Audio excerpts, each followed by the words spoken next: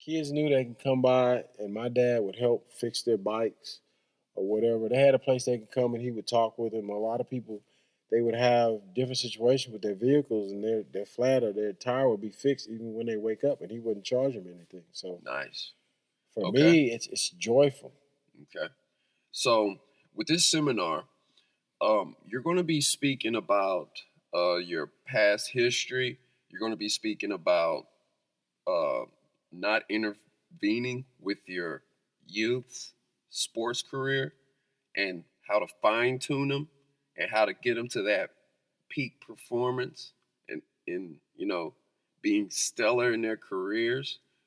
So is the seminar geared toward just sports or is it multifaceted with any sports? Because I know that your sons, I'm assuming, play soccer.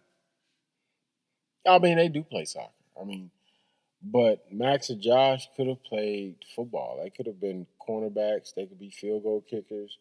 I mean, that's totally up to them. And I just told them, you don't have to play football just because your dad played football. I mean, as long as anything that's positive, I'll support you. So how did you choose soccer? They chose soccer. Nice. Soccer was the first sport I ever played, but that's what they ended up playing when they were in Canada, and they were winning and winning and winning and winning. And then the coach was like, "Are they coming back, or are they?" I mean, because they were looking out to make sure they were all right, because their team never lost. So they came down here, and I mean, and it was us working out. I mean, it Okay. was a soccer ball and a football, and so we Okay.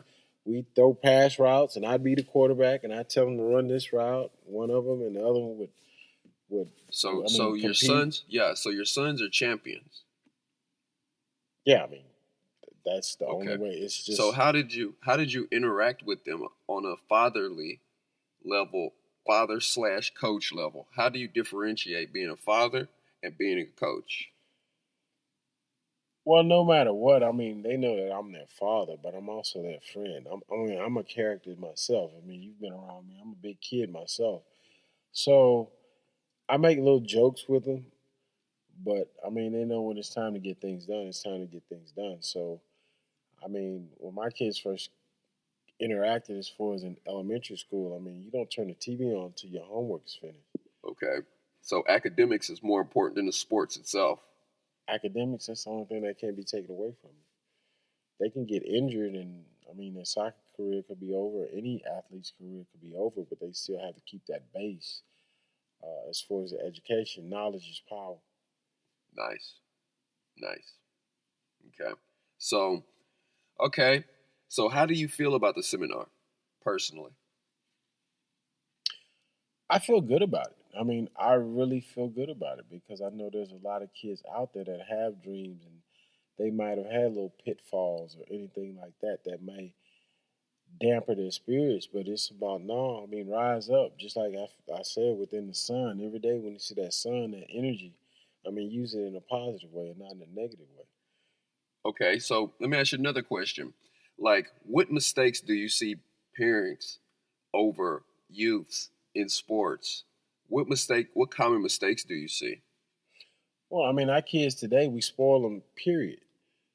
At Christmas we worry about how many toys.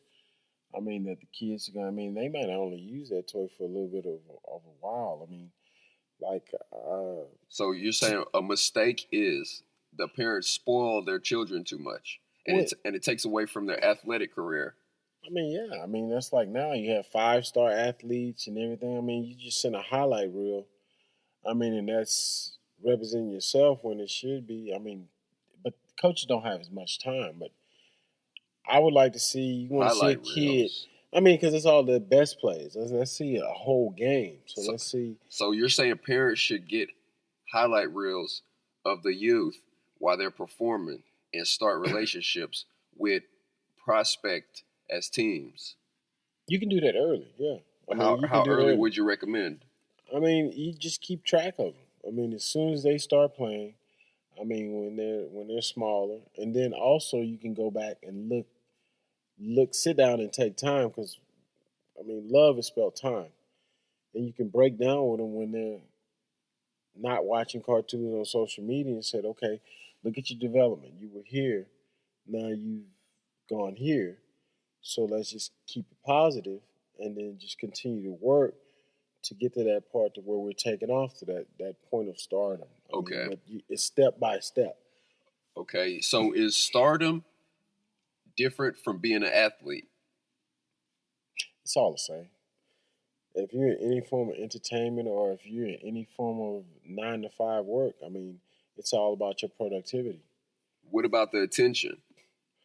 Well, you have to stay focused. You have to attend to whatever you have to attend to because if you're not, any distraction can also lead you on another way. There's another thing I always say that rivers run a certain way, but they can part. But if they still stay strong and within, they connect. They come back together. Okay. I mean, Mr. Farms, when we listen to the playbacks on this, and Mhm. I'm sure when the fans hear this, that the true fans of sports, mainly football, will be tickled pink because, I understand your analogies Mhm. and I understand where you're trying to go Mhm. and I understand how you're equating everything into one situation. Mhm. Okay, so you have a regular player that's like compare a what's the guy's name for the Houston Texans that had his broken leg that was walking on the field for the Astros that did the pitch? JJ Watt. J.J. Watts. Mhm. Okay, what is another? He's a linebacker, right?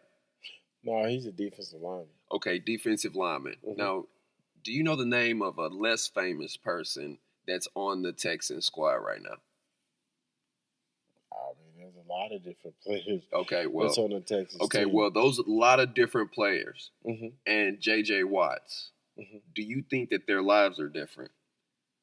Um, J.J. Watt yeah, I mean, he has and the other players that you care some not to even speak about. some of those players. I mean, JJ has to do more as far as him being pretty much the emblem of the Houston Texans. So I mean, he has more interviews he may have to do. I mean, he's Right, doing more as far as trying to develop things and get things done within the community. So right. I mean, his time is is busy, but it's also good because it doesn't let him. It doesn't give him more of an opportunity to go in a negative way. Okay, His itinerary pretty much when he gets up in the morning is set to a certain way. So okay, that helps him stay focused instead of, okay. maybe straying off with Yeah. something that's not negative, not necessarily positive, but could be negative. Okay, so you're comparing philanthropy to professionalism of sports, of football. I mean, if you all trying to get out a positive message, I mean, not necessarily everybody's going to play professional football, but if they still see the hard work, they can do whatever they want to do or what they need to do. Okay, so I think that like with the whole J.J. Watt situation, I think that is a PR move to where he involves himself within communities and doing all these good things, good positive things. I think that's a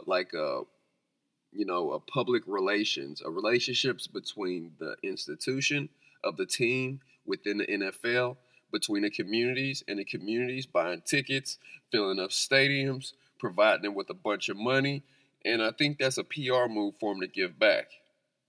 So, like with this whole, like, that's what I was meaning. Like when I was saying, like, is it different being a star? You know, a life of calculated moves, and I mean they're good moves because people are obviously being helped. But the other athletes, because I know that after meeting with some of you NFL guys, some of you guys are high strung and aggressive.